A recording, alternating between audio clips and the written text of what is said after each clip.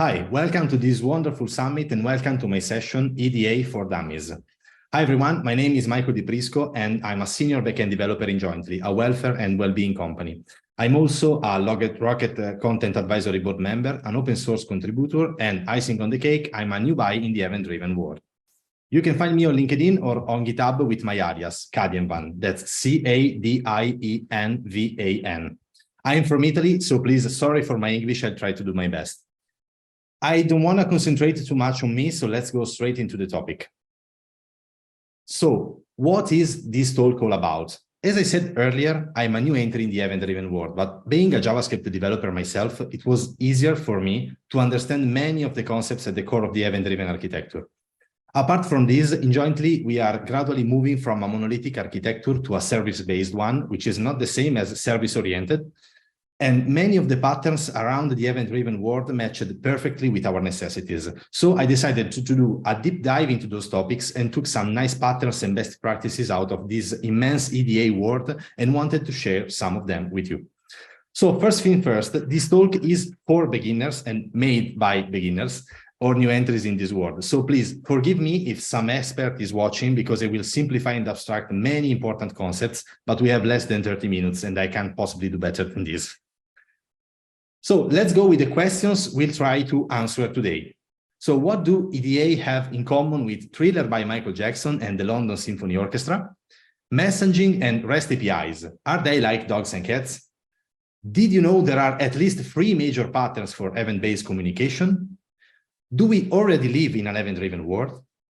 What are the main fallacies of distributed systems and how to mitigate them? And how can optimistic UI help us in an event-driven world? We'll try to answer all of these questions with a basic yet powerful leitmotiv. For whoever doesn't know what a leitmotiv is a German word meaning a recurring or similar pattern or theme in a musical. So let's say some sort of mantra being brought out onward during a conversation. So our leitmotiv will be, let's consider we have zero knowledge about these topics and we want to have fun in the meantime. So that's the most important thing. Let's go one step back before diving and talking about microservices and why are they considered the best fit in an event-driven world. So as you can see from the slide, the microservices, also known as the microservice architecture, is an architectural style that structures an application as a collection of services.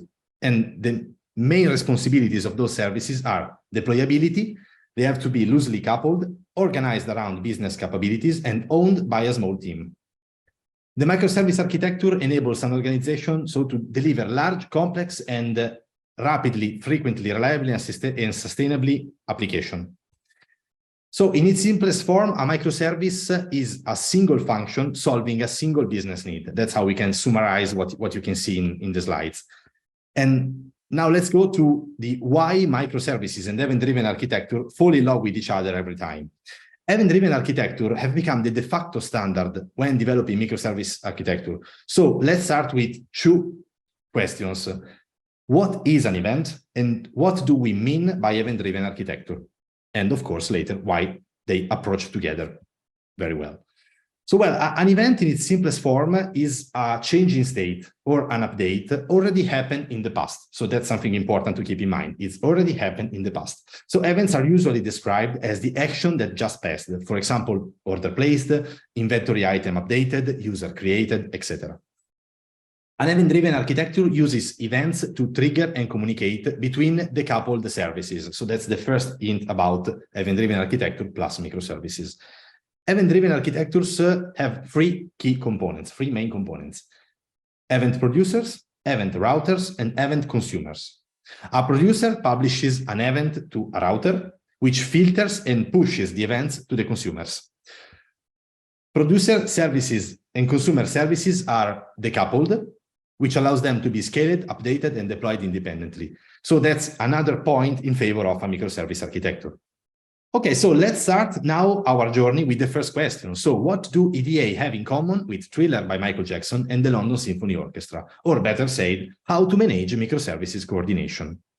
So let's first talk about the London Symphony. In an orchestra, each musician is awaiting a command from the conductor. They are each an expert at playing their instrument, whether it be a violin, a bass drum, or a clarinet, yet they'd be collectively lost without their conductor. So in an orchestration, one service controller handles all the communication between microservices and directs each service to perform its intended function. In our symphony example, the function will be play the music using your instrument, for example. So this is a great advantage if you want to have great control over how your microservices behave and communicate, yet orchestration is usually seen as a bad idea in microservice architecture, or at all in the event-driven architecture. So why is that? First of all, one disadvantage of orchestration is that the controller needs to directly communicate with each service and wait for each service's response. Now that these interactions are occurring across the network, invocations take longer and can be impacted by network issues or, for example, service availability. In smaller environments, this may work fine because they are rare to happen, but things fall apart when you're talking about hundreds or even thousands of microservices. Basically, we just created a distributed monolithic application that's slow and fragile because we are waiting for our main controller to talk with all other services. Just like a conductor will lose their ability to effectively manage a massive orchestra. Think about a 5,000 people orchestra. It's impossible for a single person to make them all work together because each musician is awaiting individual attention. So it's not viable to ask a service control to manage that many microservices. Also, when orchestrating microservices, you'll find that they are highly dependent upon each other. Whether when they are synchronous and each service must explicitly receive and respond to requests to make the whole service work, failure at any point could stop the process. So that's another point against orchestration. When we are talking about microservices in an enterprise environment, sometimes thousands of microservices are applied to a single business function or necessity. So at this scale, one-to-one interactions simply can't keep up with the business demand. An orchestration approach also relies mostly on RESTful APIs. So the standard mantra of developing our web applications for any web developer here is REST APIs. So it's not well suited in an event-driven and so a microservice-based architecture because RESTful APIs create tightly coupled services. So using them can actually increase the tight coupling of your architecture. Plus, and the last part we will talk about orchestration, is building a new functionality comes at a high cost and has a high impact on the API. And now let's talk about our one and only Michael Jackson. Did any of you ever see one of Michael Jackson's music video? The choreography was awesome. And you know what's the best thing about choreography? Members don't need a central coordinator. To choreograph microservices, you just need a way of exchanging messages between microservices whenever something happens. You just need an event broker. The moment a given microservice sends a message, they are done. They don't need to do anything else. Everything else happens in an asynchronous manner and not synchronously as we saw before, without waiting for a response or worrying about what happens next. Each service is observing its environment, and any other service that subscribes to the channel of messages will know what to do from there. In our analogy, the dancers listen to the music and make the necessary moves because they are all following the same choreography without a central orchestration. Also, adding and removing services is much simpler in a choreographed microservice architecture. All you need to do is connect or disconnect in other cases the appropriate channel in the event broker. So, is this microservice useless? Okay, let's just unplug it. That's enough. The fact that choreography isolates microservices means that if one application, one microservice fails, business services not dependent on it can carry on. Also, with a RESTful API, errors can cause cascading problems, and this can result in tasks that could have been executed being blocked by a single communication. So, not leveraging RESTful APIs is a win-win for this kind of architecture. When creating a microservice that has one specific function, you are also able to create a more modular code base. Each microservice handles a specific business function, and together as a unit, they can perform the business process. The ability to reuse these microservices is also another factor, and you can use it as part of many business processes. So it keeps your system consistent and makes it easier to create or modify services because you can tap into code that's already been proven to perform a given function. So our question is, do I really have only one choice? Do I have to choose choreography? No, in a typical microservice architecture, you could need both patterns in different contexts. Of course, developing a well-defined and rigid architecture just for the sake of it is counterproductive. So if you have a choreographed system, but you need total control over certain steps of a specific process, please use orchestration, but be aware of the drawbacks we just talked about. Now that we talked about microservices control patterns, let's deep dive into the event-driven world. So let's relate what we just said about microservices to the EDA. Let's talk so about the Saga pattern and the workflow pattern. The abstraction layer is different, yet the final result doesn't differ too much. So let's first talk about the Saga. The Saga provides, let's say, some sort of a stateful object where the completion of handling one message doesn't necessarily flow directly to the next message, and members of the Saga are responsible just for providing the correct messages to make the Saga proceed. On the other side, the workflow is modeled as a set of well-defined activities. So it's also responsible for maintaining the correct sequence, and usually the end of one activity corresponds to the start of the next one.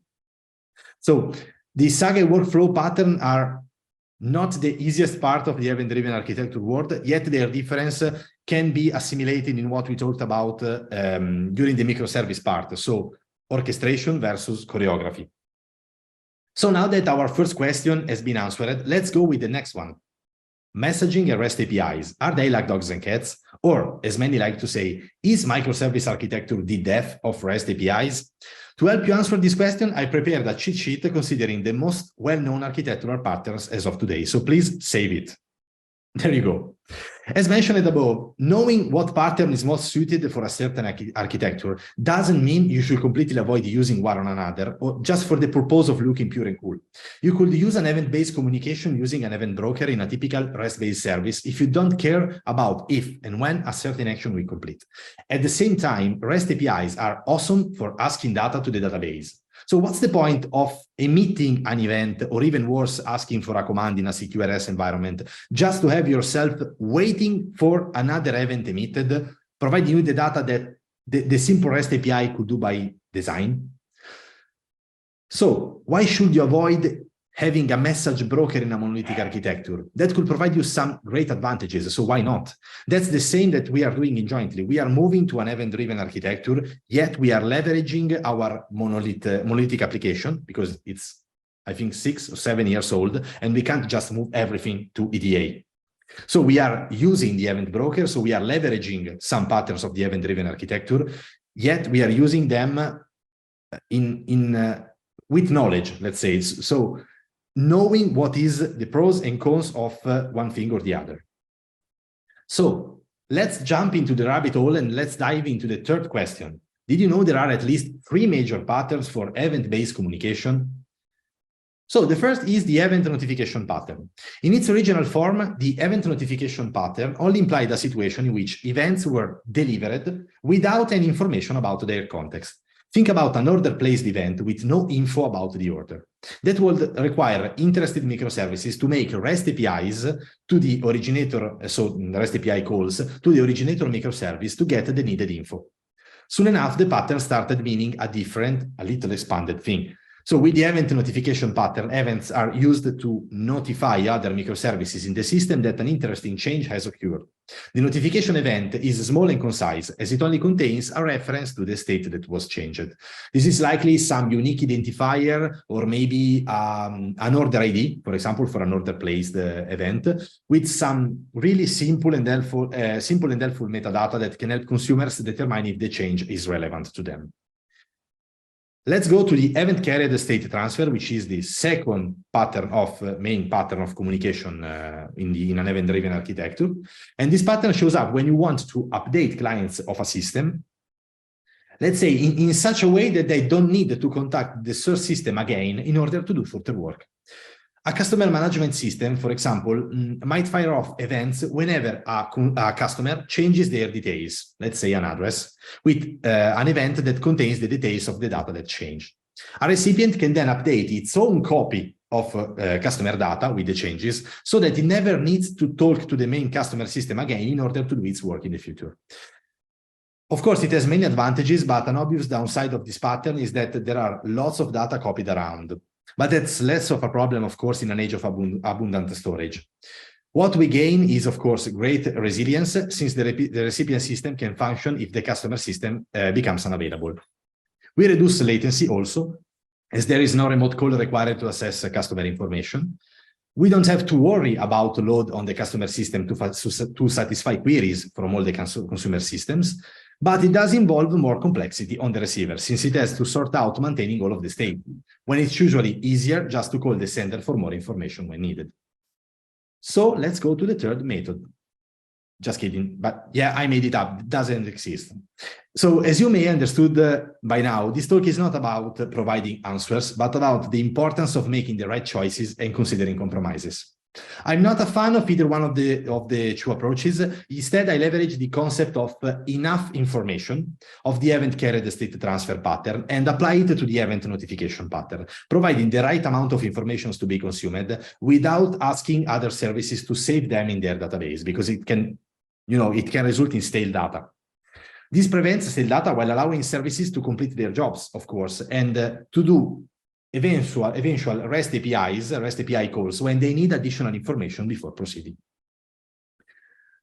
So let's go to the next question. Do we already live in an event-driven world? Well, as you can see, 2 years ago, event-driven architectures were already something more than a buzzword. So now we are looking at a 2021 report about the EDA trends. So businesses around the world are leveraging events and benefiting from event-driven architectures. If you want to jump on this train, of course, be aware of the drawbacks, but this is just the perfect spot, as many world-renowned organizations are already solving many of the challenges you would have faced if you started earlier, yet it can still give you a market advantage over your competitors. But please, as I said, be aware of the drawbacks, and of course, be aware of our next question, which is probably the most important of this presentation, which is, what are the main fallacies of distributed systems and how to mitigate them? We don't have enough time to talk about extensively about all 8 of them, but let's just dive into the main concepts of those 8 fallacies. The network is reliable. So let's start with the first one. I define reliability as the degree to which a product or service conforms to its specification when in use. So networks are complex, dynamic, and often unpredictable. Many reasons could lead to a network failure or a network-related issues. Let's think about, I don't know, the DDoS attacks, an entire data center becoming unavailable for certain reasons, a power failure, a misconfiguration. So due to this complexity and general unpredictability, networks have to be considered unreliable. Let's go with the second point, which is latency is 0. Latency may be close to 0 when you are running apps in your local environment, and it's often negligible on a local area network. But however, latency quickly deteriorates in a wide area network. So when you are talking about a distributed system, and that's because in a wide area network, data often has to travel from one node to another, because the network can span many large geographical areas. So of course, when talking about large-scale distributed system, this problem is even bigger. Now let's talk about the bandwidth. So bandwidth is infinite. While latency is the speed at which data travels from point A to point B, we can say that bandwidth refers to how much data can be transferred from one place to another in a certain time frame. So computing technology has without a doubt made significant advancements since the 90s when the 8 fallacies were coined. Network bandwidth has also improved, and we are now able to send more data across our networks. However, even with these improvements, the capacity of the network is not infinite. When a high volume of data is trying to flow through the network and there is insufficient bandwidth support, various issues can arise. So please consider them. For example, network congestion, packet losses, etc. Let's go with the fourth point, which is the network is secure.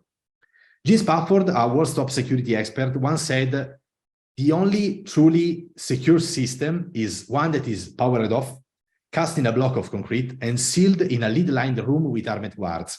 And even then, I have my doubts. Of course, it's a joke. There are many ways a network can be attacked anyway, so or compromised. Let's think about the DDoS attacks, unencrypted communications, viruses, malwares, cross-site scriptings, unupdated dependencies. So consider the network as a non-secure environment and provide your application with enough capabilities to handle it. Let's go with topology doesn't change. So in a nutshell, network topology refers to the manner in which the links and nodes of a network are arranged and related to each other. In a distributed system, network topology changes all the time.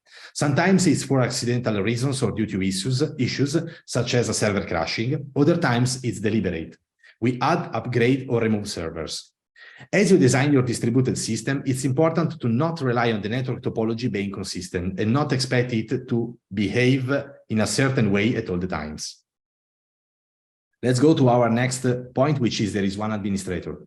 There might be only one administrator in the case of a very small system, or perhaps in the context of a personal project, for example. But beyond that, there is usually more than one administrator on a distributed system in nearly all real-life scenarios.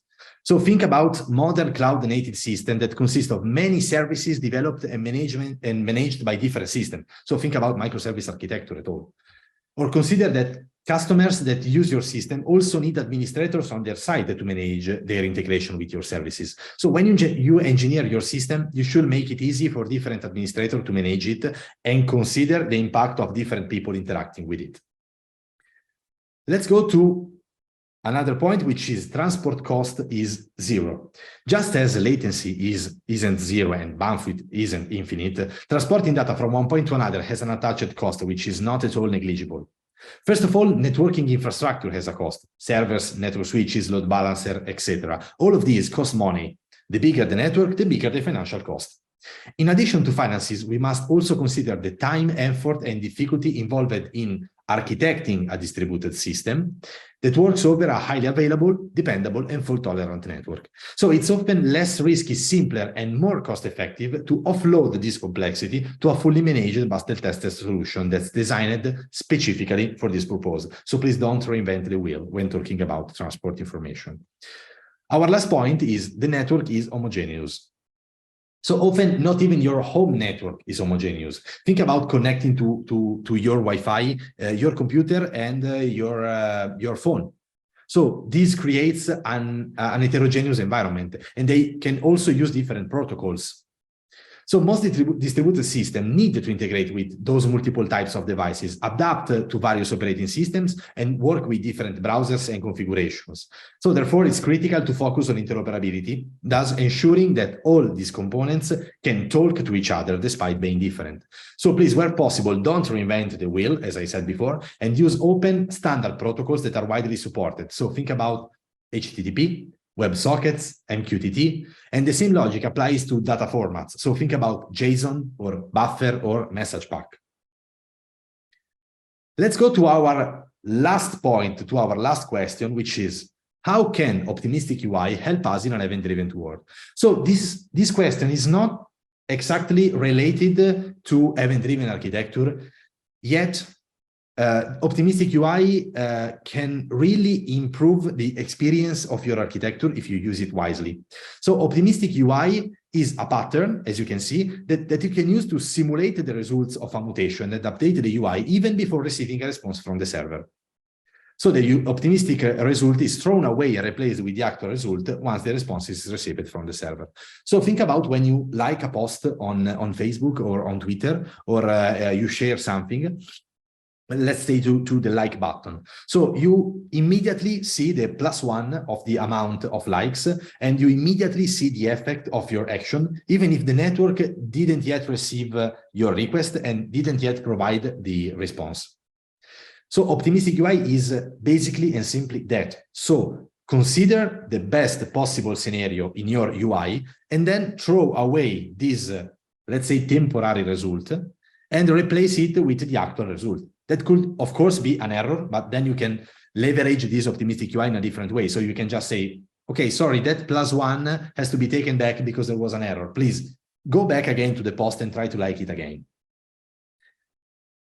So there are so many other topics I'd love to talk about, but we don't have enough time at all. So CQRS, event sourcing, event-based synchronization, circuit breaker, ambulance pattern in broker queues, transactional outbox patterns are not just buzzwords, but real answers to real problems. So please be curious and don't jump on the event-driven train without knowing at least enough to be safe.